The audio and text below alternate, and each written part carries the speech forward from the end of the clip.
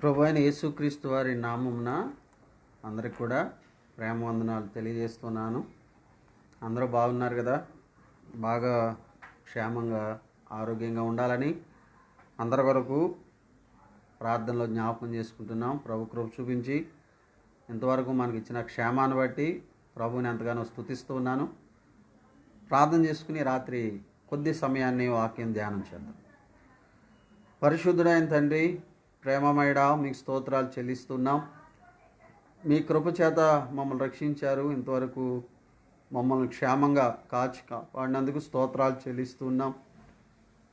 ప్రభా, ఈ రాత్రి వేళ మరొకసారి నీ పాద సన్నిధిలో కొద్ది నిమిషాలు మీ వాక్యాన్ని జ్ఞాపకం చేసుకోవడానికై మీరు ఇచ్చిన ఈ సమయాన్ని బట్టి మీకు స్తోత్రాలు చెల్లిస్తున్నాం. కొద్ది సమయం ప్రభా, మీ సన్నిధి, మీ ఆత్మ సహాయం నడుపుదల మాకు ఇచ్చి మీ వాక్యములో నుండి మాతో మాట్లాడి మమ్మల్ని బలపరచమని, కృపచూపమని మీ పాదాలకు అప్పగిస్తూ అనేక మంది మీ మాటల ద్వారా మేలు పొందడానికి కూడా సహాయం చేయమని యేసుక్రీస్తు వారి నామమున ప్రార్థన చేసి వేడుకొనుచున్నాం ప్రీతండ్రి. ఆమెన్. అందరూ ఆమెన్ అని చెప్పారు కదా? సరే, కొద్ది నిమిషాలు దేవుని వాక్యాన్ని నేరుగా మనం ధ్యానం చేద్దాం. అపోస్తలుడైన పౌలు ఫిలిప్పీలకు రాసిన పత్రిక 1వ అధ్యాయము 1-2 వచనాలు నేను చదువుతున్నాను, గమనించండి. అపోస్తలుడైన పౌలు ఫిలిప్పీలకు రాసిన పత్రిక 1వ అధ్యాయము 1-2 వచనాలు.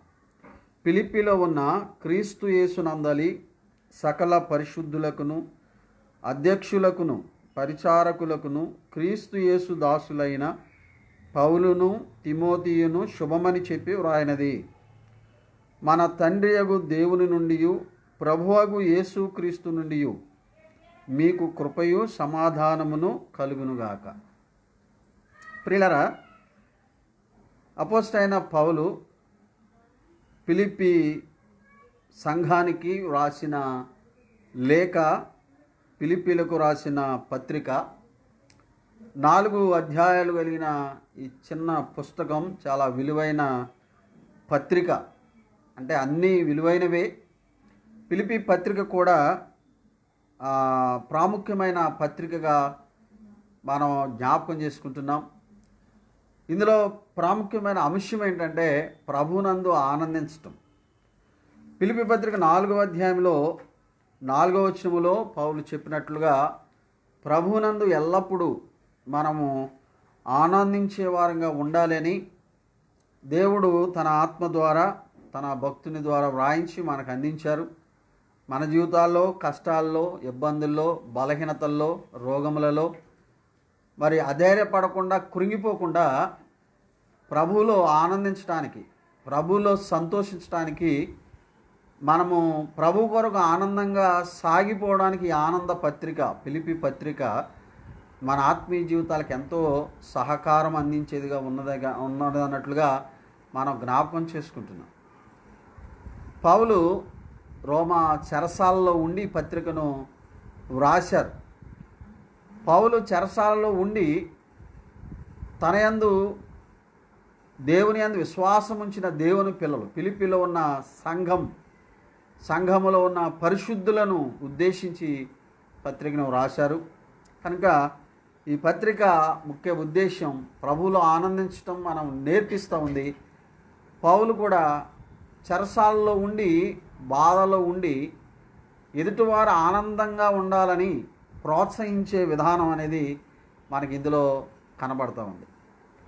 అపోస్తలుడైన పౌలు ఆయన 2వ సువార్త యాత్రలో ఐరోపా ఖండంలో మొదటి సంఘం, ఫిలిప్పీ సంఘము ఏర్పడినట్లుగా అపోస్తల కార్యముల గ్రంథంలో 16వ అధ్యాయంలో 11వ వచనం నుండి ఆఖరి వరకు ఉన్న భాగంలో ఫిలిప్పీలో పౌలు సువార్త ప్రకటించినప్పుడు అక్కడ సంఘం ఏర్పడింది. మొదట లూదియా తన ఇంటివారు, తర్వాత దయ్యం పట్టిన చిన్నది, తర్వాత చెరసాల నాయకుల ద్వారా ఇక్కడ ఒక సంఘము ఏర్పాటు చేయబడింది.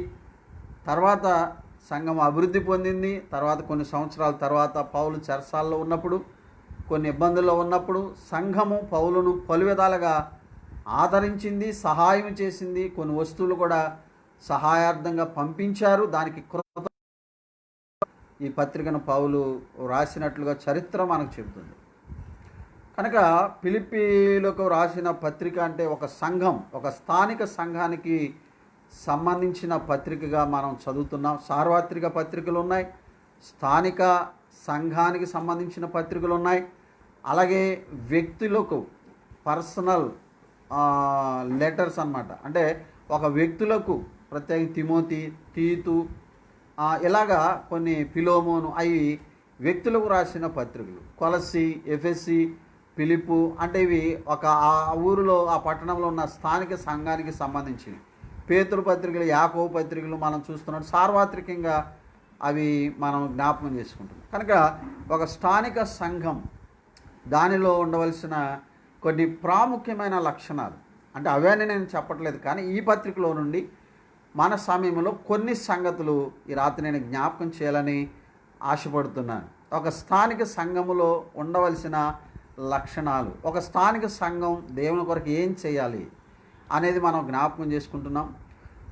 సంఘము అనగానే అసలు సంఘం అంటే ఏంటి అనేది నేను ఒక మాట చెప్పి తర్వాత ఆ లక్షణాల గురించి నేను జ్ఞాపకం చేస్తాను. చూడండి, మొదటి అధ్యాయంలో మొదటి వచనములో రాస్తూ, ఫిలిప్పీలో ఉన్న క్రీస్తు యేసునందలి సకల పరిశుద్ధులకును అధ్యక్షులకును పరిచారకులకును క్రీస్తు యేసు దాసులు అనే మాట రాశాడు. ఒక పరిపూర్ణమైన సంఘం, పరిపూర్ణతతో నింపబడిన సంఘం, సంపూర్ణ సంఘ పఠం అనేది ఫిలిప్పీ పత్రిక 1:1 మనం చూస్తున్నాం. అంటే మొదటగా సంఘము అంటే ఎవరంటే క్రీస్తు యేసునందలి సకల పరిశుద్ధులు. సంఘం అంటే ఎవరంటే పరిశుద్ధులు, పరిశుద్ధ పరచబడిన వారు. ఫిలిప్పీలో ఉన్న వారందరూ అని రాయబడలేదు ఇక్కడ. ఫిలిప్పీలో చాలామంది ఉన్నారు పట్టణములో, కానీ వాళ్ళందరికీ గురించి కాదు. ఫిలిప్పీలో ఉన్న క్రీస్తు యేసునందలి సకల పరిశుద్ధులు, ఎవరైతే యేసు ప్రభువునందు విశ్వాసముంచి పరిశుద్ధ పరచబడిన అనుభవంలో ఉన్నారో వారు సంఘము. సంఘం అంటే ఈనాడు మందిరాలను చూపిస్తున్నారు, కానీ క్రొత్త నిబంధన విధానములో మందిరాలకు ఎక్కువ ప్రాముఖ్యత లేదు, ప్రాధాన్యత లేదు. అక్షరార్థమైన మందిరము సంఘము కాదు, కానీ అక్కడ ఎవరైతే ప్రభు అయిన యేసుక్రీస్తునందు విశ్వాసముంచి పరిశుద్ధపరచబడ్డారో వారు మాత్రమే సంఘం. బాగా మనం అర్థం చేసుకోవాలి. ఎందుకంటే మొదటి తిమోతి పత్రిక 3:15 అన్నాడు, జీవము గల దేవుని సంఘములో, దేవుని మందిరములో అనగా జీవము గల దేవుని సంఘం అన్నాడు. అంటే మందిరముల్లో అన్నాడు. అంటే అక్కడికి మనం ప్రభుని గణపరచడానికి, ఆరాధించడానికి ఒక బిల్డింగో షెడ్డో ఏదో మనం మన అనుకూలతను బట్టి ఏర్పాటు చేసుకుంటాం, కానీ ఆ కట్టడం అనేది సంఘం కాదు. అక్కడికి ఎవరైతే వచ్చి యేసు ప్రభునందు విశ్వాసముంచి పరిశుద్ధ పరచబడి మరి బాప్తీసం పొందుతారో వారు మాత్రమే సంఘము అని దేవుని వాక్యము పిలవబడుతుంది. ప్రియులరా, చూడండి, అపోస్తలుడైన పౌలు కొరింథీ సంఘానికి వ్రాసిన పత్రిక, మొదటి పత్రికలో మొదటి అధ్యాయంలో 2వ వచనం చదువుతున్నాను. కొరింథీలో దేవుని సంఘమునకు అనగా క్రీస్తు యేసునందు పరిశుద్ధ పరచబడిన వారై పరిశుద్ధులుగా ఉండుటకు పిలువబడిన వారు అన్నాడు. కొరింథీలోనున్న దేవుని సంఘమునకు అనగా అంటే సంఘం అంటే ఎవరో చెప్తున్నాడు, వివరణిస్తున్నాడు. అనగా అంటే కనుక సంఘం అంటే ఎవరు? క్రీస్తు యేసునందు పరిశుద్ధ పరచబడిన వారు. అంటే ప్రభు అయిన యేసుక్రీస్తుని ప్రభువుగా రక్షకుడుగా అంగీకరించి యేసుక్రీస్తు రక్తములో తమ పాపములను కడుగుకున్నవారు, శుద్ధి చేసుకున్నవారు, పరిశుద్ధ పరచబడిన వారు సంఘము. కాబట్టి సంఘం అంటే ఎవరంటే క్రీస్తు యేసు రక్తములో పరిశుద్ధ పరచబడిన వారు. అంటే ప్రభు అయిన యేసుక్రీస్తునందు విశ్వాసముంచి పాప క్షమాపణ పొందినవారు. ఇంకో మాట కూడా నేను చెప్తే, కేవలము రక్షణ తీర్మానం వాస్తవమే, కానీ అపోస్తుల కార్యముల గ్రంథంలో రెండవ అధ్యాయం మనం వచ్చినప్పుడు 41 వచనం చూడండి. 41. కాబట్టి అతని వాక్యము అంగీకరించిన వారు బాప్తిసం పొందిరి. ఆ దినమందు ఇంచుమించు 3,000 మంది చేర్చబడిరి అనే మాట చదువుతున్నాం. 3,000 మంది చేర్చబడ్డారు. ఈ చేర్చబడిన వారే సంఘం. చాలామంది వచ్చి ఉండొచ్చు, కానీ ఆ రోజు ప్రభువునందు విశ్వాసం ఉంచిన వారు మరి 3,000 మంది. కాబట్టి అతని వాక్యం అంగీకరించిన వారు బాప్తిసం పొందిరి. ఒక వ్యక్తి రక్షణ పొందాలంటే వాక్యం వినాలి, సువార్త వినాలి. విని ఏం చేయాలి? విశ్వాసం ఉంచాలి. విశ్వాసం ఉంచిన వారు ఏం చేయాలంటే బాప్తిసం పొందాలి. బాప్తిసం రక్షణ కాదు. రక్షణ అనుభవం వేరు, బాప్తిసం అనుభవం వేరు. ఇక్కడే మనం చూస్తే 38వ వచనం చూడండి. పేతురు, మీరు మారు మనసు పొంది పాప క్షమాపణ నిమిత్తం ప్రతివాడు యేసుక్రీస్తు నామమున బాప్తిస్మం పొందుడి, అప్పుడు మీరు పరిశుద్ధాత్మ అనే వరము పొందుతారు అన్నాడు. మీరు మారు మనసు పొందాలి. తర్వాత పాప క్షమాపణ నిమిత్తము ప్రతివాడు యేసుక్రీస్తు నామమున బాప్తిసం పొందాలి. అంటే బాప్తిసం ఏదో పాప క్షమాపణ ఇస్తుందని కాదు.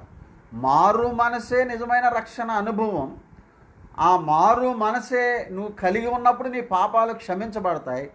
క్షమించబడిన వారు తప్పనిసరిగా వారు నీటి బాప్తిసము తీసుకోవాలి అని దేవుని వాక్యము స్పష్టంగా చెప్తుంది. మనం అర్థం చేసుకోవాలంటే అపోస్తుల కార్యముల గ్రంథం 8వ అధ్యాయానికి వెళ్ళినప్పుడు ఫిలిప్పు మరి ఒక నపుంసకునితో మాట్లాడుతూ సువార్త చెప్పినప్పుడు అతడు ఏమన్నాడో చూడండి. 36వ వచనంలో, వారు త్రోవలో వెళ్ళుచుండగా నీళ్లున్న ఒక చోటుకు వచ్చినప్పుడు నపుంసకుడు, ఇదిగో నీళ్లు, నాకు బాప్తిసం ఇచ్చుటకు ఆటంకమేమని అడిగి రథము నిలువమని ఆజ్ఞాపించను. పిలుపు నపుంసకుడు ఇద్దరు నీళ్ళలోకి దిగిరి. అంతటా పిలుపు అతనికి బాప్తిస్మము ఇచ్చాను. ఇక్కడ ఇతను ఆరాధనకి వెళ్ళి వస్తున్నాడు కానీ మారు మనసు లేదు. బైబిల్ చదువుతున్నాడు కానీ అర్థం కాలేదు. ఆసక్తి ఉంది కనుక దేవుడు తన ఆత్మ ద్వారా పిలుపుని పంపించాడు, వెళ్ళాడు. అక్కడ సువార్త యెషయా గ్రంథం 53వ అధ్యాయం చదువుతున్నప్పుడు దాని గురించిన సువార్త పిలుపు అందించినప్పుడు అది అర్థం చేసుకున్నాడు. మరి వెంటనే ఏమన్నాడంటే, అయ్యో నీళ్లు, మరి బాప్తిసం నాకు కావాలి, ఆటంకం ఏంటి అని అడిగినట్లుగా అక్కడ మనం జ్ఞాపకం చేస్తున్నాం కదా. అయితే అక్కడ ఒక మాట చూడండి, ఆటంకమేమే రథం నిలుమని ఆజ్ఞాపించెను. అక్కడ ఒక మాట ఉంది చూడండి. పిలుపు, నీవు పూర్ణ హృదయముతో విశ్వసించిన ఎడలా పొందవచ్చునని చెప్పాను. అతడు యేసుక్రీస్తు దేవుని కుమారుడని విశ్వసించుచున్నానని ఉత్తరం ఇచ్చెను అని కూర్చబడింది. చూసారా? నీవు విశ్వాసం ఉంచితే బాప్తిసం తీసుకోవచ్చాయా అని పిలుపు అన్నప్పుడు అతను ఏమన్నాడు? యేసుక్రీస్తు దేవుని కుమారుడైన క్రీస్తు అని నేను నమ్ముచున్నాను అని తన తీర్మానాన్ని వెల్లడి చేశాడు. నిజమే, యేసు ప్రభు అని ఎవరైతే ఒప్పుకుంటారో, ఆయన మన పాపాల నిమిత్తమే చనిపోయి సమాధి చేయబడి తిరిగి లేచారని ఎవరైతే హృదయంలో విశ్వసిస్తున్నారో వారు రక్షించబడుతున్నారు. కనుక మొదట పాప క్షమాపణ అనుభవం కావాలి, పశ్చాత్తాపం కావాలి, మారు మనసు కలిగి ఉండాలి. తర్వాత బాప్తిసం అనుభవంలోనికి వెళ్ళాలి. కనుక బాప్తిసం రక్షించదు. బాప్తిసం పాప క్షమాపణ కాదు. సువార్త వింటున్నప్పుడు పాపం విషయంలో, నీతి విషయంలో దేవుని ఆత్మ ద్వారా హెచ్చరిక చేయబడుతున్నప్పుడు దానికి లోబడి ఆయన దేవుని కుమారుడైన క్రీస్తు నా పాపాల కొరకై చనిపోయి సమాధి చేయబడి తిరిగి లేచాడు, ప్రభువా నేను పాపిని అని విశ్వసించినప్పుడు అప్పుడు యేసు రక్తములో నీ పాపములు శుద్ధీకరించబడతాయి, నువ్వు పరిశుద్ధపరచబడతావు. ఇది ఒక మెట్టు, రక్షణ అనుభవం. తర్వాత వారు ఏం చేయాలి? బాప్తిసం తీసుకోవాలి. ఖచ్చితంగా బాప్తిసం తీసుకోవాలి. బాప్తిసం రక్షించదు కదా అని చాలామంది బాప్తిసానికి ప్రాధాన్యత ఇవ్వట్లేదండి.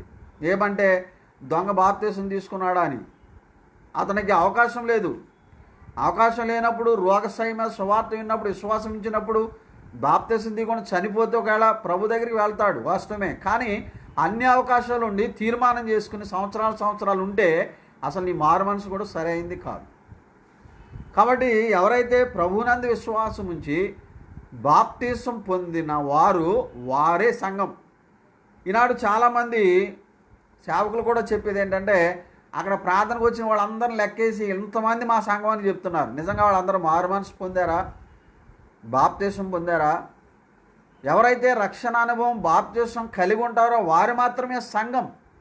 ఇక బయట ఎంతమంది 1,000,000 మంది వచ్చినా కూడా వారు సంఘములో చేర్చబడ్డారు. అందుకని అపోస్తలుల కార్యం 2వ అధ్యాయంలో మనం చదువుకున్నట్లుగా వారు చేర్చబడ్డారు.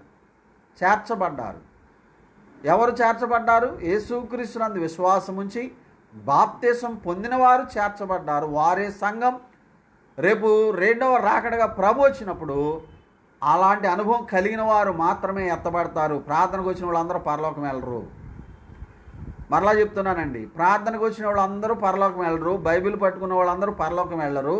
ప్రార్థన చేసినంతరాన పరలోకం వెళ్ళరు. కానీ యేసుక్రీస్తుని ఎవరైతే రక్షకుడుగా అంగీకరించి నీటి బాప్తిసం పొందుతారో వారే సంఘములో చేర్చబడతారు. వారు మాత్రమే దేవుని రాజ్యానికి చేర్చబడతారు.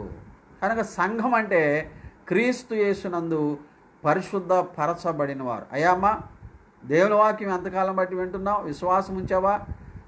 నీ పాప విషయంలో మారు మనసు కలిగి ఉన్నావా? పశ్చాత్తాపడ్డావా? నీ పాపముల విషయంలో పశ్చాత్తాపడి క్షమించమని ప్రార్థన చేసావా? అలాంటి అనుభవం లేకపోతే ఈ రాత్రైనా యేసు ప్రభువా నేను పాపి, నన్ను రక్షించమని ప్రార్థన చేయండి పశ్చాత్తాపంతో. అంత మాత్రమే కాదు, తీర్మానం చేసుకున్న వారు తప్పనిసరిగా నీటి బాప్తిసం పొందాలి. ఇది దేవుని ఆజ్ఞ. అలా పొంది ఆ స్థానిక సంఘములు ఎవరైతే చేర్చబడతారో అదొక ఆ పరిశుద్ధుల గుంపే ఒక సంఘం. అందుకని పౌలు అంటున్నాడు, ఫిలిప్పీలో ఉన్న క్రీస్తు యేసునందలి సకల పరిశుద్ధులు అన్నాడు. అంటే క్రీస్తు యేసు రక్తములో పరిశుద్ధ పరచబడిన వారు సంఘం. ఆ పరిశుద్ధ పరచబడిన వారిలో నుండి అధ్యక్షులు వచ్చారు, పరిచారకులు ఉన్నారు, క్రీస్తు యేసు దాసులు ఉన్నారు. చూసారా? సంఘం అంటే ఎవరు? పరిశుద్ధుల గుంపు ఒక సంఘం. ఆ పరిశుద్ధుల్లో నుండే ఎవరు రావాలి? అధ్యక్షులు, పరిచారకురాండ్రు కూడా అన్నారు. తిమోతి 1వ పత్రిక 3వ అధ్యాయంలో మరి అధ్యక్ష పదవి అంటూ కింద పరిచారకురాండ్రు అన్నాడు. పెద్దల్లో అధ్యక్షుల పదవుల్లో స్త్రీలు లేరు, అధ్యక్షుల పదవుల్లో స్త్రీల పరిచర్య లేదు, పరిచారకురాండ్రల్లో స్త్రీల పరిచర్య ఉంది. తర్వాత సువార్థికులు క్రీస్తు యేసు దాసులు. వీళ్ళు ఎక్కడి నుంచి రావాలి? అక్కడున్న పరిశుద్ధుల గుంపులో నుండే వచ్చిన వారు, దేవుని ఆత్మ ద్వారా ప్రత్యేకించబడిన వారు. కనుక ఒక పరిపూర్ణ సంఘ పటం. పరిశుద్ధులు, క్రీస్తు యేసునందలి సకల పరిశుద్ధులు, అందులో నుండి అధ్యక్షులు, పరిచారకులు, క్రీస్తు యేసు దాసులు. ఇది ఒక సంపూర్ణమైన ఒక స్థానిక సంఘ పటం. సంఘములో 2 రకాలు ఉన్నాయి. ఒకటి స్థానిక సంఘం, రెండోది సార్వత్రిక సంఘం. అపోస్తలుడైన పౌలు ప్రభు అయిన యేసుక్రీస్తు వారి మత్తయి సువార్త 16వ అధ్యాయంలో ఈ బండ మీద నా సంఘమును కడతాను, దాని ఎదుట భూలోకపు ద్వారములు నిలువనేరవు అని ప్రభు చెప్పాడు. అది ఒక సార్వత్రిక సంఘానికి గుర్తు. అది సార్వత్రిక సంఘం. మత్తయి సువార్త 18వ అధ్యాయంలో ఎవరైనా తప్పు చేసినప్పుడు వ్యక్తిగతంగా వెళ్ళి హెచ్చరించండి, 2గా వెళ్ళండి, 3గా వెళ్ళండి, తర్వాత వారిని వెలివేయండి అన్న మాట అది సార్వత్రిక సంఘం 18వ అధ్యాయంలో. ఆ స్థానిక సంఘం 16వ అధ్యాయంలో సార్వత్రిక సంఘం. మత్తయి సువార్త 18వ అధ్యాయంలో ఎక్కడ 2-3 కూడి నా నామను స్మరిస్తారో అది ఒక స్థానిక సంఘం. కాబట్టి సార్వత్రిక సంఘములో స్థానిక సంఘం ఇమిడి ఉన్నది అన్న సంగతిని మనం జ్ఞాపకం చేసుకోవాలి. అదే సమయంలో స్థానిక సంఘం సార్వభౌమ అధికారము కలిగినది.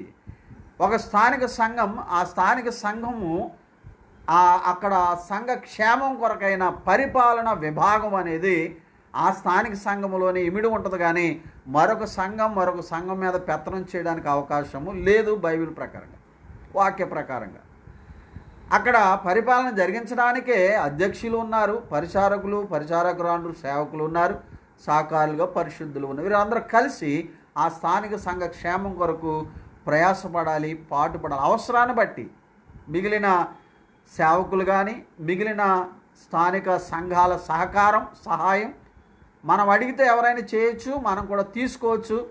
కానీ ఒక సంఘం మీద వారు మరొక సంఘం మీద పెత్తనం చేయడానికి వీలు లేదని వాక్యం చెప్తుంది. కాబట్టి ఈ విషయం సంఘాన్ని గురించిన క్లుప్తమైన వివరణ. మనం చెప్పుకోవడానికి చాలా విషయాలు ఉన్నాయి, కానీ మనం అర్థం చేసుకోవడానికి వివరణ. మరి ఈ స్థానిక సంఘం ఏం చేయాలి? ఈ స్థానిక సంఘం చేయవలసిన ప్రాముఖ్యమైన పనులు, లేక స్థానిక సంఘంలో ఉండవలసిన లక్షణాలు ఏంటి అని కూడా మనం ఆలోచన చేయాలి. చూడండి, మొదటిది ఫిలిప్పీ పత్రిక 3వ అధ్యాయంలో 3వ వచనాన్ని మనం చదువుతున్నప్పుడు, ఎందుకనగా శరీరము ఆస్పాదము చేసుకొనుక దేవుని యొక్క ఆత్మ వలన ఆరాధించుచు, దేవుని యొక్క ఆత్మ వలన ఆరాధించుచు అనే మాట చెప్పాడు. ప్రతి స్థానిక సంఘం ప్రతి ఆదివారమున తప్పనిసరిగా ఆరాధన చేయాలి.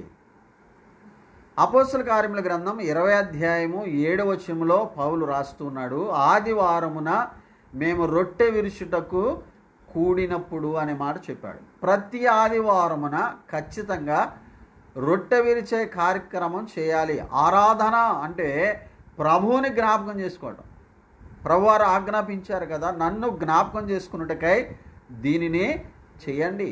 రొట్టె ఎత్తి ఇది నా శరీరం అన్నాడు, రసపాత్ర ఎత్తి ఇది నా రక్తం వలన క్రొత్త నిబంధన, నేను వచ్చి పర్యంతరం మీరు ఎలా చేయాలి, ఇలా చేసినప్పుడల్లా మీరేం చేయాలి, నన్ను జ్ఞాపకం చేసుకోండి అన్నాడు. కనుక ఆరాధన, స్థానిక సంఘం ఖచ్చితంగా ప్రతి ఆదివారమున ప్రభువుని ఏం చేయాలి, ఆరాధన చేయాలి. ఆరాధన అంటే కేవలం చప్పట్లు, పాటలు, డ్యాన్సులు అది కాదు. ఆ బలలో మనం పాలి పంపులు పుచ్చుకోవాలి. ఆయన మన కొరకై పొందిన శిలువ శ్రమను జ్ఞాపకం చేసుకోవాలి. ఆయన మనకిచ్చిన రక్షణను బట్టి హృదయపూర్వకముగా మనం ప్రభువుని స్తుతించాలి. అది నిజమైన ఆత్మ సంబంధమైన ఆరాధన. ఇందులో శరీర సంబంధమైన ఉప్పొంగు ఉండకూడదు. ఇక్కడే చెప్పాడు, ఆత్మయందు ఆరాధించు. మనము శరీరమును ఆస్పాదం చేసుకొనక ఊరక ఆర్భాటంగా మనం విస్తారంగా చప్పట్లు కొడుతూ డ్యాన్స్ వేస్తూ గంతులు వేస్తూ ఆరాధన అనుకోవటం కాదు. శరీర సంబంధమైన ఉప్పొంగు కాదు. హృదయములో నుండి నా గిన్నె నిండి పొర్లుతున్నదని దావీదు భక్తుడు రాసినట్లుగా ప్రభువు మనయడలు చేసిన కార్యాన్ని జ్ఞాపకం చేసుకుని నిండు హృదయంతో మోకరించి యథార్థంగా నోటితో మనం ప్రభుని స్తుతించటం అనేది మన గొప్ప అనుభవం అండి. ఇది ఆత్మ ఆరాధన.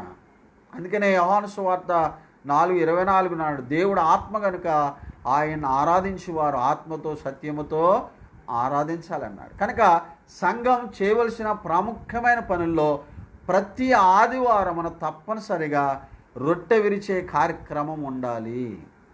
అసలు సంఘంలో ఆరాధనని మనం అంటున్నాం, కానీ రొట్టె విరిచే కార్యక్రమం అన్న రొట్టె విరుచుట ప్రతి ఆదివారమున తప్పనిసరిగా ప్రతి స్థానిక సంఘములో ఇది జరిగించాలి.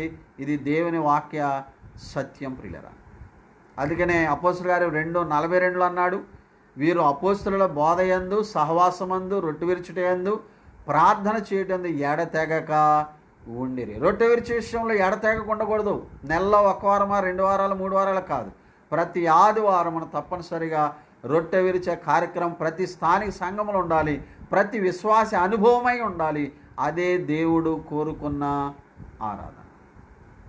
కనుక సంఘం చేయవలసిన ప్రాముఖ్యమైన పనిలో మొదటి పని ఏంటంటే ఆరాధించే అనుభవాన్ని కలిగి ఉండాలి. తర్వాత మనం జ్ఞాపకం చేసుకుంటున్నప్పుడు సంఘంలో ఉండవలసిన రెండో లక్షణం ప్రాముఖ్యమైనది. మొదటి అధ్యాయంలో 20వ వచనం చూడండి. ఫిలిప్పీలకు రాసిన పత్రిక 1:20లో, నేను మిగులు అపేక్షించుచు నిరీక్షించుతున్న ప్రకారంగా మీ ప్రార్థన వలనను యేసుక్రీస్తు యొక్క ఆత్మ నాకు సమృద్ధిగా కలుగుట వలనను ఆ ప్రకటన నాకు రక్షణార్థముగా పరిణమించునని నేను ఎరుగుదును అన్నాడు. చూడండి, ప్రభువుని ఆరాధించే అనుభవం ప్రతి స్థానిక సంఘంలో ఉండాలి. ప్రతి స్థానిక సంఘంలో ప్రార్థించే అనుభవం కూడా ఉండాలి. అందుకని మీ ప్రార్థన వలనను అన్నాడు. చూడండి, మీ ప్రార్థన వలనను అంటే సంఘము ఏం చేయాలి అని అంటే ప్రార్థన చేయాలి, ఎక్కువ ప్రార్థన చేయాలి. 12వ అధ్యాయంలో అపోస్తుల కార్యములో సంఘము అత్యాసక్తితో ప్రార్థన చేయగానే మాట మనం చదువుతున్నాం. పేతురు చెరసాల్లో ఉన్నప్పుడు సంఘం ఏం చేసింది? అత్యాసక్తితో ప్రార్థన చేసింది. అపోస్తల కార్యముల గ్రంథం 2:42 ఏం చూస్తున్నాం? ప్రార్థన చేయుటందు వారు ఎడతెగక ఉండిరి. అవసరమైనప్పుడు, ఆపదొచ్చినప్పుడో కాదు, రెగ్యులర్గా ప్రార్థించే అనుభవాన్ని ప్రతి స్థానిక సంఘములో ఉండాలి ప్రియులారా. ప్రార్థన అనుభవం ఎక్కువగా ఉండాలి. కనుక ప్రార్థన చేసే సంఘం దీవించబడుతుంది, ఆశీర్వదించబడుతుంది. కానీ ఎక్కువ ఈనాడు ప్రార్థన అంటే విసుగు. ప్రభువారు చెప్పారు లోకసువార్త 18వ అధ్యాయంలో, మీరు విసుగక ప్రార్థన చేయ నిమిత్తం అన్నాడు. విసుగక ప్రార్థన అంటే, ప్రార్థన అంటే ఏమొస్తుందంటే విసుగుదల వస్తుందన్నమాట. విసుగుదల కాదు, ప్రార్థన చేయాలి. పేతురుతో చెప్పాడు, ఒక్క గడి అయినా మేలుకోండి, మీరు ప్రార్థన చేయలేరా? మరి శోధనలో పడకుండా మెలకువగా ప్రార్థన చేయండి. అంటే ప్రార్థన శోధనను తప్పిస్తుంది, ప్రార్థన స్వస్థత ఇస్తుంది, ప్రార్థన క్షేమం ఇస్తుంది, ప్రార్థన ఆశీర్వాదం ఇస్తుంది, ప్రార్థన నీ ఆత్మీయ జీవితాన్ని బలపరుస్తుంది. ఎన్నో ప్రాముఖ్యమైన లక్షణాలు ఉన్నాయండి. కాబట్టి దేవుడు మనకి ఇచ్చిన గొప్ప సాధనం ప్రార్థన. దీన్ని ఉపయోగించి నీ జీవితంలో నువ్వు ఆశీర్వాదం పొందాలి. ప్రతి స్థానిక సంఘంలో ఖచ్చితంగా ప్రార్థన అనుభవం అనేది కలిగి ఉండాలి. ఆరాధించే అనుభవం ఉండాలి, రెండోది ప్రార్థించే అనుభవం కూడా ఉండాలి. అలా ప్రార్థిస్తున్నారు, మీరు నా కోసం ప్రార్థిస్తున్నారు. సేవకుడు సేవకు వెళితే, పరిచర్యకు వెళితే సేవకుని కొరకు, కుటుంబం కొరకు ప్రార్థించే సంఘం ఫిలిప్పీ సంఘం. అందుకే పౌలు అంటాడు, 1వ అధ్యాయం 3, 4, 5, 6 వచనాలు కలిసి ఉన్నాయి. 7వ వచనం కూడా మనం చదువుకుంటే, నా హృదయములో మీరున్నారు, మీ కొరకు నేను కూడా ప్రార్థన. ఒకరి కొరకు ఒకరు ఏం చేసుకోవాలి? ప్రార్థన. సేవకుల కొరకు పరిశుద్ధులు ప్రార్థన చేయాలి, పరిశుద్ధుల కొరకు సేవకులు ప్రార్థన చేయాలి. ఒక సంఘం మరొక సంఘం కొరకు ప్రార్థన చేయాలి, సార్వత్రిక సంఘం కొరకు కూడా ప్రార్థన చేయాలి. మనకు తెలియని వారి కొరకు కూడా ప్రార్థన చేయాలి. తిమోతి పత్రిక 2:1 అన్నాడు, మనం సుఖంగా నెమ్మదిగా బ్రతుకు నిమిత్తం రాజుల కొరకు, అధికారుల కొరకు మనము ప్రార్థన చేయాలి. భూమి మీద మనం సుఖంగా పరిచర్య చేయాలా, సంఘం నడపబడాలా, నాయకుల కొరకు, అధికారుల కొరకు, దేశం కొరకు, రక్షణ కొరకు మనం ఏం చేయాలంటే ప్రార్థన. అప్పుడే మనం సుఖంగా ఉండగలం. కాబట్టి ఫిలిప్పీ సంఘంలో ఉన్న లక్షణము ఆరాధించే అనుభవం కలిగి ఉంది. ఫిలిప్పీ సంఘంలో ప్రార్థించే అనుభవం కూడా కలిగి ఉంది. 3వ లక్షణాన్ని చెప్తున్నాను. 1:3 ఫిలిప్పీ 1:3 మొదటి దినము నుండి ఇది వరకు సువార్త విషయంలో మీరు నాతో పాలువారు ఉండుట చూచి. సువార్త ప్రకటించే సంఘం. సంఘం ఏం చేయాలి? సువార్త ప్రకటించాలి. ఇది చాలా ప్రాముఖ్యమైన అంశం. సర్వలోకానికి వెళ్ళి మీరు సువార్త చెప్పండి. మార్కు 16:15 ప్రభువారు చెప్పారు, సర్వలోకానికి వెళ్ళండి, సర్వ సృష్టికి సువార్తను చెప్పండి. నమ్మి బాప్తీసం పొందినవాడు రక్షింపబడతాడు, నమ్మని వానికి శిక్ష విధించబడు. ఎవరు చెప్పాలి సువార్త? సువార్తికులు మాత్రమేనా? పెద్దలు మాత్రమేనా? పరిచారకులు మాత్రమేనా?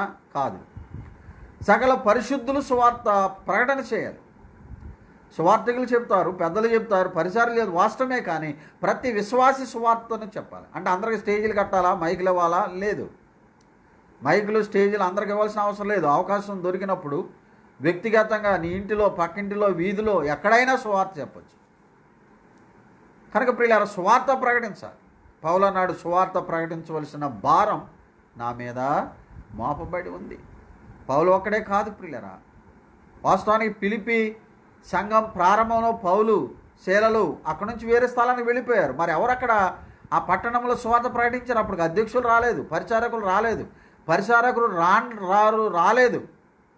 మరి ఎవరు ప్రకటించుంటారు? నేను అంటాను, ఈ 3 కుటుంబాలు కలిసి ఆ ఊళ్ళో సువార్త ప్రకటిస్తే అనేక మంది రక్షణ పొందారు. తర్వాత అందులో నుండి అధ్యక్షులు వచ్చారు, పరిచారకురాండ్రు వచ్చారు ప్రియులరా. కనుక ప్రతి స్థానిక సంఘంలో ఉన్న ప్రతి విశ్వాసీ బాధ్యత సువార్త ప్రకటన చేయాలి. రోమా 1:16 సువార్త గురించి నేను సిగ్గుపడివాడను కాను, నా వలన అయినంత మట్టుకు రోమాలో నేను మీకు సువార్త నీ వలన ఎంత అవుతుందో అంతవరకు నువ్వు సువార్తను ప్రకటించాలి. ప్రభు రాకడ సమీపంగా ఉంది ప్రియులరా. లోకంలో పరిస్థితులు మారిపోతున్నాయి.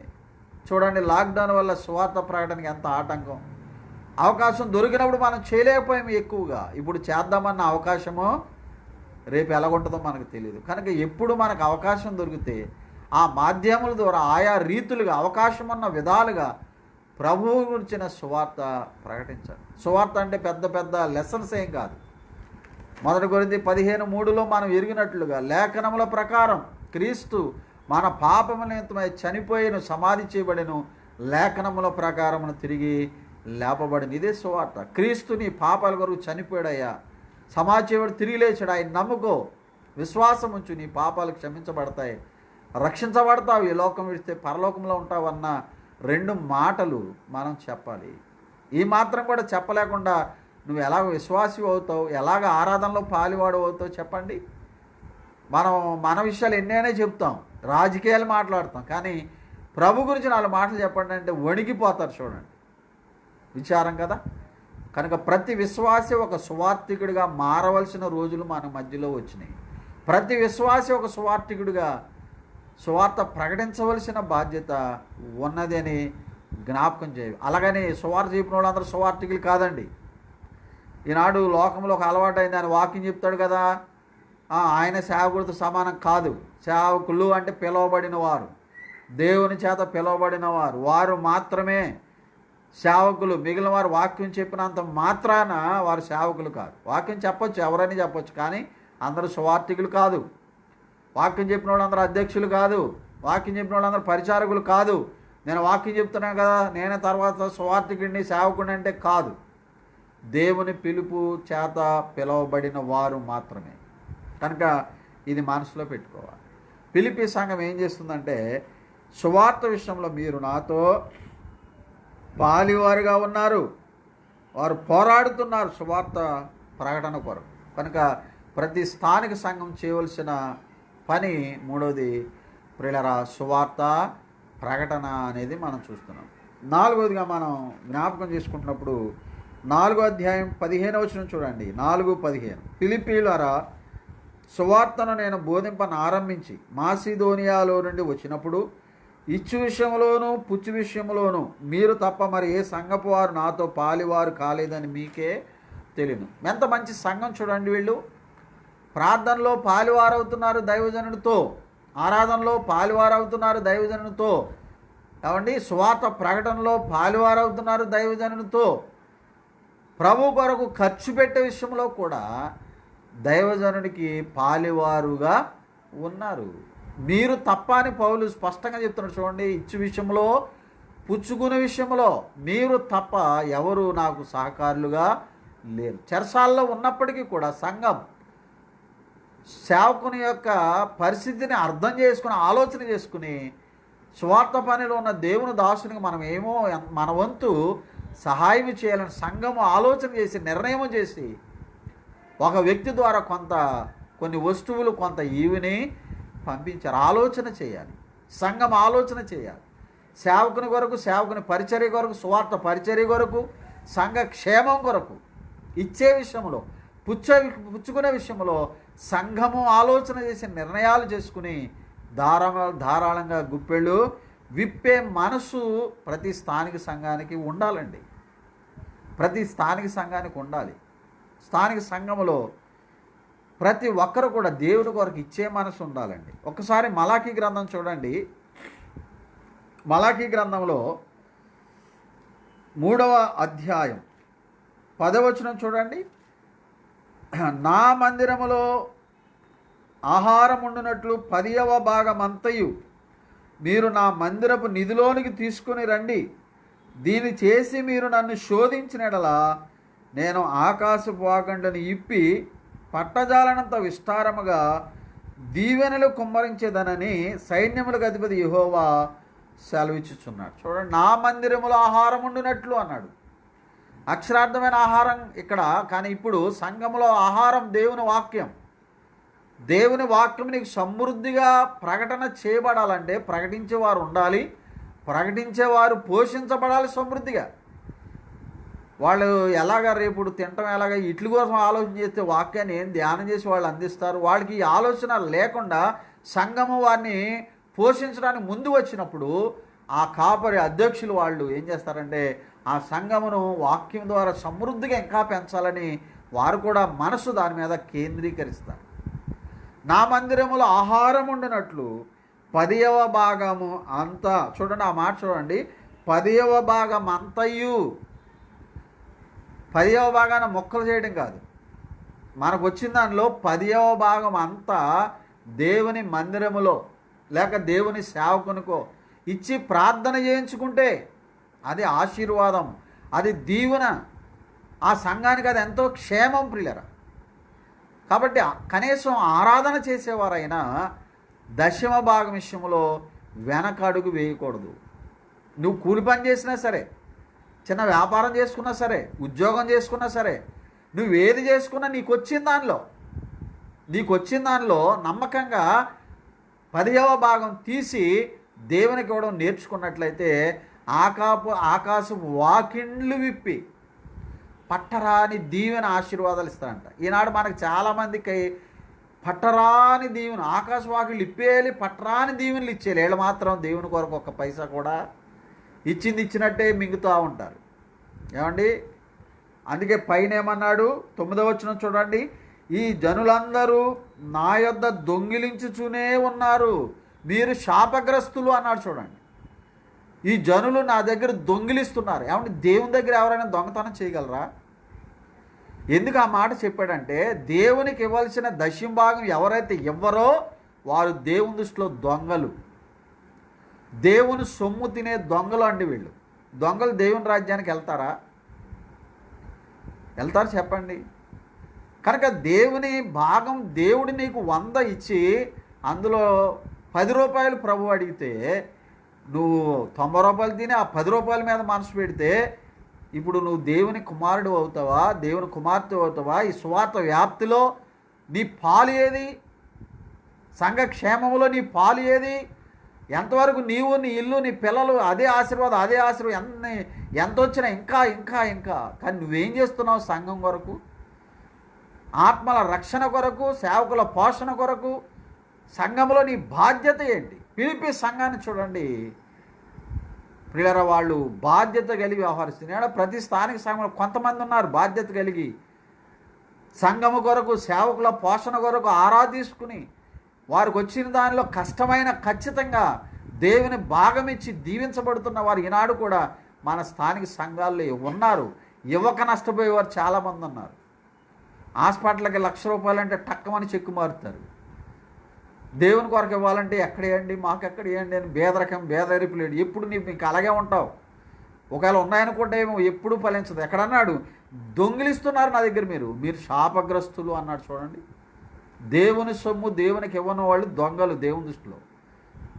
వారు పొందుకున్న దీవెన మాత్రమే, నిజమైన ఆశీర్వాదం లేదు వారి జీవితాల్లో. దీవెన వేరు, ఆశీర్వాదం వేరు. కనుక మీ ధనమును పరలోకములో కూర్చుకోండి, దొంగలెత్తుకెళ్ళరు సిమ్మిడి కొట్టదన్నారు. ఎక్కడైతే దొంగలెత్తుకుపోతారు తుప్పు పడుతుంది చూడండి. కనుక దేవుని భాగం దేవునికి ఇవ్వాలి. తద్వారా దేవుని సువార్త విస్తారంగా జరుగుతుంది, దేవుని సంఘం క్షేమం పొందుతుంది. మీ కుటుంబాలు కూడా ఇంతవరకు ఒకవేళ నువ్వు ఆరాధనలో రొట్టెలో పాలువాడవుతున్నా, పాత్రలో పాలువాడవుతున్నా, కానీ ఈ భాగం ఇవ్వకపోతే నువ్వు దొంగవే, శాపగ్రస్తుడివే. అది గుర్తుపెట్టుకో. అది ఎప్పుడైనా నీ మీద ప్రభావం చూపించే అవకాశం ఉంది. కనుక మనం ఎప్పుడు పడినప్పుడు కానుకలు పట్టం. కేవలం ఆరాధనలో మాత్రమే కానుకలు పడతాం. ఎందుకంటే ఆరాధనలో ఒక భాగం. మరి ఆరాధన చేసే నీవు ఈ భాగంలో కూడా మొక్క తీసుకోవాలి, పాలు తీసుకోవాలి. ఊరికే రొట్టె రాసం నోట్లు వేసుకుంటే కాదు ఆశీర్వాదం. ఇందులో కూడా నీ భాగము నువ్వు అందులో చేయి ఉంచాలి. కనుక ఎంతవరకు ఒకవేళ ఈ క్రమాన్ని నువ్వు చేయలేకపోతే ఇప్పుడు దాకా నువ్వు నష్టపోయింది చాలు, నువ్వు పొందిన నష్టం చాలు. ఇక నుంచి అయినా దేవుని కొరకై నీ గుప్పులీపు దేవుడు నిన్ను బహుగా ఆశీర్వదిస్తాడు. ఈ సంఘం ఎంత చక్కగా సహకరిస్తుంది. అందుకు పౌలు ఏమంటాడంటే, ఇది దేవునికి ఇష్టమైన యాగం. తన మహిమైశ్వర్యం చొప్పున ప్రతి అవసరత కూడా దేవుడు నీ జీవితంలో తీరుస్తుంది. ఇలాగా దేవుడికి నమ్మకంగా ఇచ్చి వాళ్ళందరూ దీవించబడుతున్నారు, ఆశీర్వదించబడుతున్నారు. ఇంకా వారు దీవించబడాలి అని ఆశిస్తూ ఉన్నాం, ప్రార్థిస్తూ ఉన్నాం పిల్లలు. కనుక ప్రతి స్థానిక సంఘం ఆరాధించే సంఘం ఉండాలి, ప్రతి స్థానిక సంఘం ప్రార్థించేదిగా ఉండాలి, ప్రతి స్థానిక సంఘం ప్రభు కొరకై సమర్పించుకునేదిగా ఉండాలి అని జ్ఞాపకం చేయబడుతుంది. మరో మాట చూడండి, ఫిలిప్పీయులకు రాసిన పత్రికలో 1వ అధ్యాయం 9వ వచనం. మీరు శ్రేష్టమైన కార్యములను వివేచింప గలవారగుటకు మీ ప్రేమ తెలివితోనూ సకల విధ అనుభవ జ్ఞానంతో కూడిన అంతకంతకు అభివృద్ధి పొందవలననియు ఇందువలన దేవునికి మహిమ స్తోత్రము కలుగునట్లు అనే మాట చెప్పాడు. ప్రతి స్థానిక సంఘములో వారు ప్రేమ కలిగి ఉన్నారు, ఇంకా అభివృద్ధి పొందాలని పౌలు ప్రార్థిస్తున్నాడు. అంటే సంఘంలో ఏముండాలి? ప్రేమ ఉండాలి, ప్రేమ ఉండాలి. సంఘములో ఒకరి ఎడల ఒకరు ఏం కలిగి ఉండాలి? ప్రేమ కలిగి ఉండాలి. ప్రభువైన యేసుక్రీస్తు వారు చెప్పారు, నిన్ను వలె నీ పొరుగు వారిని ప్రేమించండి. క్రొత్త నిబంధనలు 2 ఆజ్ఞలే. ఒకటి ప్రభువుని ప్రేమించాలి, రెండవది నీ పొరుగు వారిని ప్రేమించాలి. ఎలా ప్రేమించాలి? నిన్ను నువ్వు ఎలా ప్రేమించుకుంటావో నీ తోటి సహోదరుని కూడా అలాగనే ప్రేమించాలి. సహోదరుల మధ్య ప్రేమ సంబంధం ఉండాలి. కనుక ప్రేమ అనేది చాలా ప్రాముఖ్యమైన అంశం. కనుక సంఘములో ఒకరి ఎడల ఒకరు ఏం కలిగి ఉండాలంటే ప్రేమ కలిగి ఉండాలి. ఏమండి? ప్రేమ లేకపోతే నేను వ్యర్థుడను అన్నాడు. చూడండి 1 కొరింథీ పత్రిక 13వ అధ్యాయం అంతా కూడా ప్రేమ లేకుండా నేను ఎన్ని ఆధిక్యతలు కలిగి ఉన్నా అది ప్రయోజనమో లేదు. కనుక ప్రేమ కలిగి ఉండాలి. ప్రేమ అనేది కేవలం నోటి మాట ద్వారా చెప్పేది కాదు, క్రియలలో కూడా మనం చూపించాలి. మాటల్లో ప్రేమ సరిపోదు, క్రియాపూర్వకమైన ప్రేమ. ఏమండి? ఒక మాట చదువుదామా? యోహాను మొదటి పత్రికలో 3వ అధ్యాయంలో 16వ వచనం మనం ఆలోచన చేస్తే 17వ వచనం, ఈ లోకపు జీవనోపాధి గలవాడై ఉండి తన సహోదరునికి లేమి కలుగుడు చూచి అతని ఎడల ఎంత మాత్రమో కనికరము చూపనవాడి యందు దేవుని ప్రేమ ఎలాగు నిలుచును? చిన్నపిల్లలారా, మాటతోనూ నాలుగుతోనూ కాక క్రియతోనూ సత్యముతోనూ ప్రేమించాలి.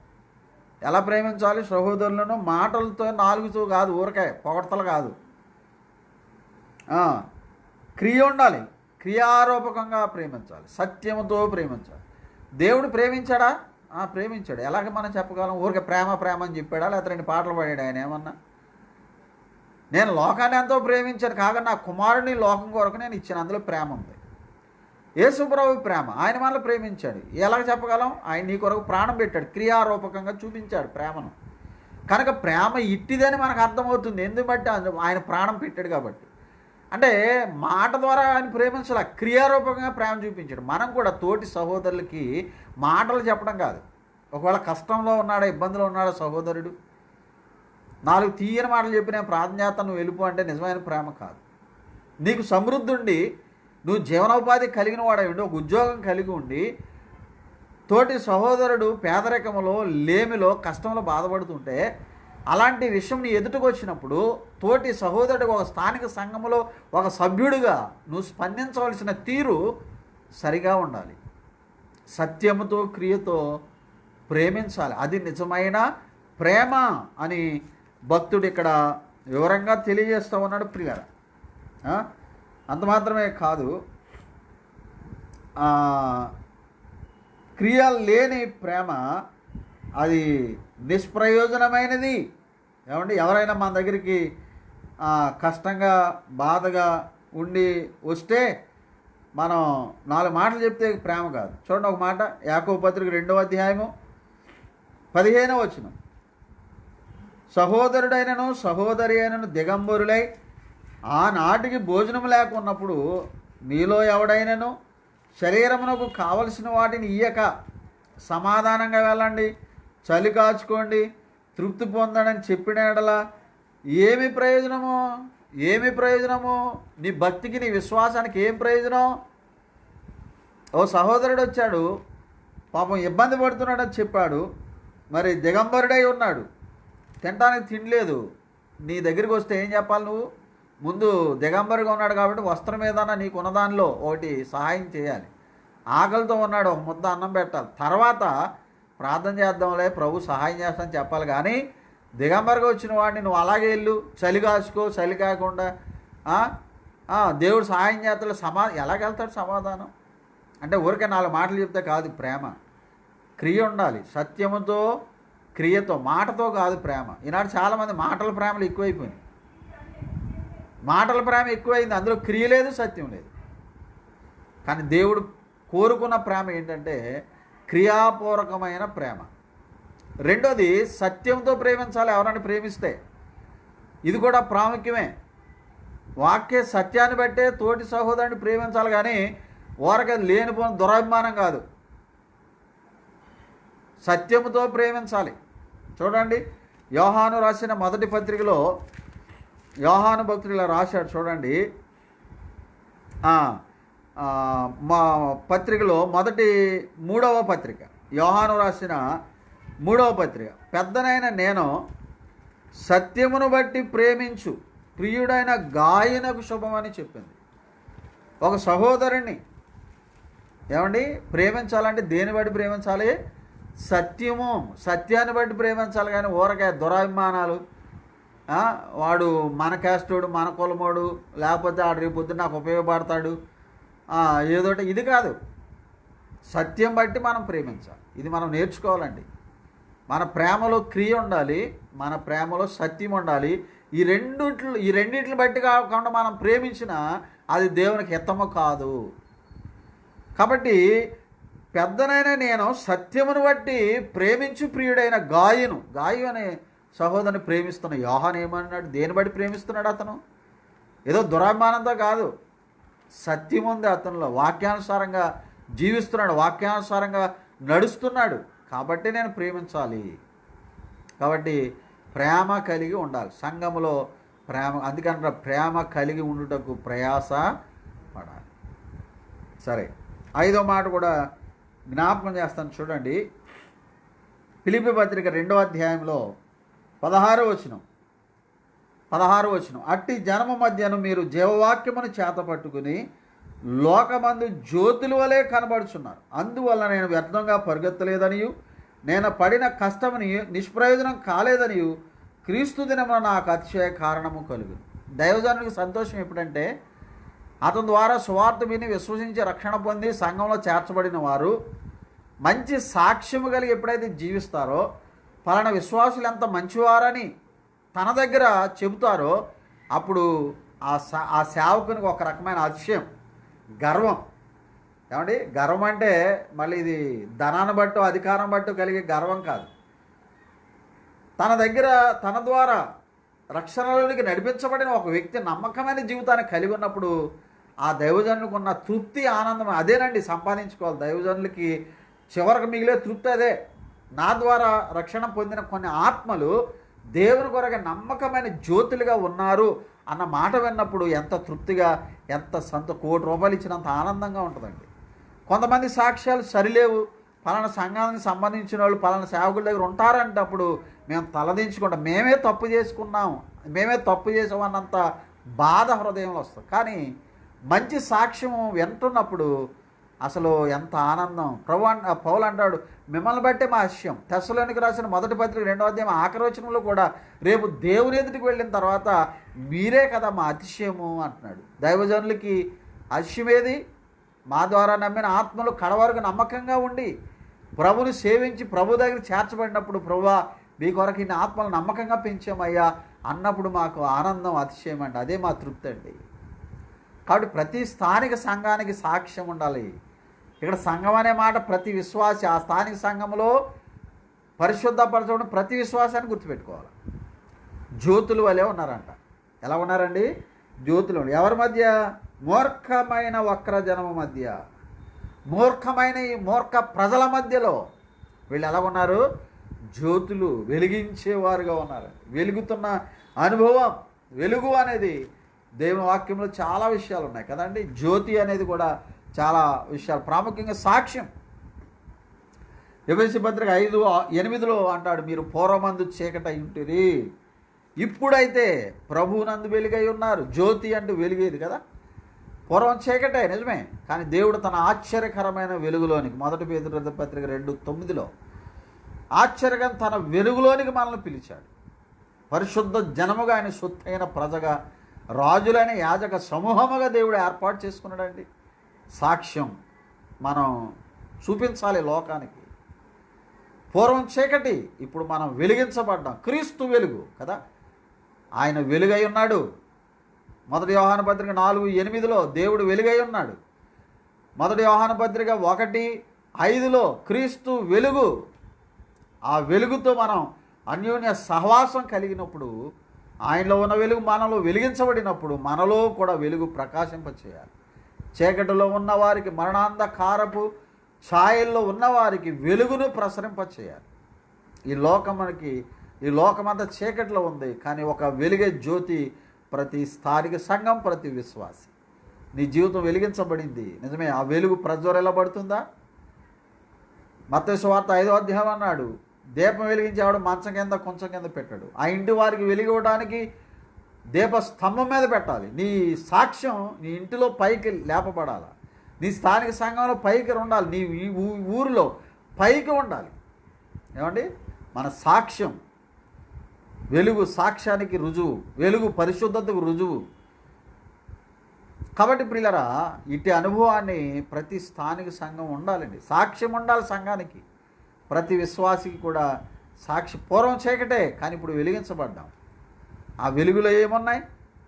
ఆ వెలుగు ఫలము, సమస్త విధములైన మంచితనం, నీతి, సత్యం వాటిలో ఉంది. మంచితనం, నీతి, సత్యం నీలో, నాలో, మనలో ఉండాలి.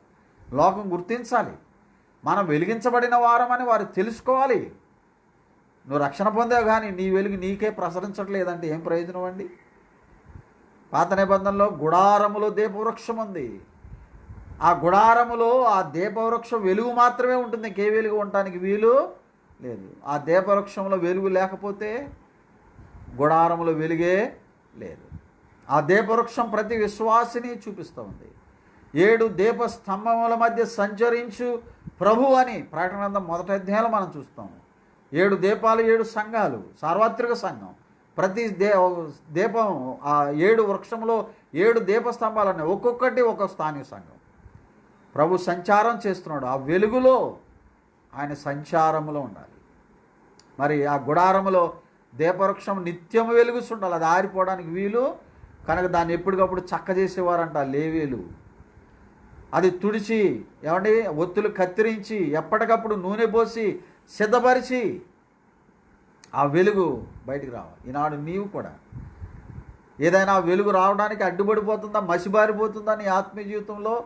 దేవుని వాక్యం చేత, దేవుని ఆత్మ చేత మనం ఎప్పటికప్పుడు కడుగుకొని, శుద్ధి చేసుకొని, పవిత్రపరచుకొని మన వెలుగును లోకంలోనికి ప్రకాశింపచేయాలి. నీ వెలుగులోనికి అనేక మందిని క్రీస్తు యొద్దకు నువ్వు ఆకర్షించాలి. లైట్ వేయగానే పురుగులు వస్తాయి. ఎందుకు? ఆ లైటింగ్ ఆ పురుగులను ఏం చేస్తుంది? ఆకర్షిస్తుంది కదా. మరి నువ్వు ఎంతమందిని ఆకర్షించావు? నీ వెలుగులోనికి ఎంతమంది వస్తున్నారు? నీ సాక్ష్యం, నీ పవిత్రమైన జీవితం, నీ భక్తి కొంతమందినైనా ఆకర్షిస్తుందా? కానీ ఫిలిప్పీ సంఘంలో ఉన్న విశ్వాసులు, ఆ సంఘం అనేక మందిని ఆకర్షించింది. చూడండి, 3 కుటుంబాలతో ప్రారంభించబడిన సంఘం ఈనాడు విస్తరించింది, అభివృద్ధి పొందింది. కారణం ఏంటి? వెలుగు ప్రకాశించింది. కనుక స్థానిక సంఘం అంటే ఏంటో మనం విన్నాం. సంఘం అంటే ఏంటో విన్నాం. ఆ సంఘములో ఉండవలసిన లక్షణాలు 5 విషయాలు. ఇందులో ఉన్న 5 మాటలు నేను చెప్పాను. కేవలం ఇయే అని కాదండి. మరలా అవసరాలను బట్టి సమయానుకూలంగా 5 విషయాలు. ప్రతి స్థానిక సంఘం ఏం చేయాలి? ప్రతి స్థానిక సంఘంలో ఏముండాలి? ఆరాధన ఉండాలి. ప్రతి స్థానిక సంఘంలో ప్రార్థన ఉండాలి. ప్రతి స్థానిక సంఘం సువార్త ఉండాలి. ప్రతి స్థానిక సంఘంలో ప్రేమ ఉండాలి. ప్రతి స్థానిక సంఘం సాక్ష్యం కలిగిందై ఉండాలి. ఆ సంఘం దేవుని ఘనపరిచే సంఘం, మహిమపరిచే సంఘం. ఆ సంఘంలో సభ్యులు దీవించబడతారు, ఆశీర్వదించబడతారు. మరి మన స్థానిక సంఘం ఈ అనుభవాలు ఉన్నాయా? మన వ్యక్తిగతంగా ఈ అనుభవాలు కలిగి ఉన్నామో లేదో మనం పరిశీలన చేసుకుని, పరీక్ష చేసుకుని, అలాగ ఉండడానికి ప్రార్థన చేసుకుని సిద్ధపడి ప్రభు కొరకు ముందుకు వెళదాం. ఇంకా సంఘంలో చేర్చబడలేదా? రక్షణ అనుభవం లేదా? బాప్తిసం అనుభవం లేదా? ఇప్పుడైనా ప్రభువుని నమ్ముకోండి. నమ్ముకున్న వారు బాప్తిసం పొందండి, సంఘంలో చేర్చబడండి, ప్రభు రాకడ కొరకై ఆయత్తపరచబడండి. దేవుని కృప మనందరికీ తోడై ఉండునుగాక. ఆమేన్. ప్రార్థన. పరిశుద్ధుడు అయిన తండ్రి, మీకు వందనాలు. ప్రకటించిన మాటలు అందరూ హృదయం ఫలింప చేయమని యేసుక్రీస్తు వారి నామమున ప్రార్థన చేస్తున్నాం ప్రియ తండ్రి. ఆమేన్. అందరికీ వందనాలు.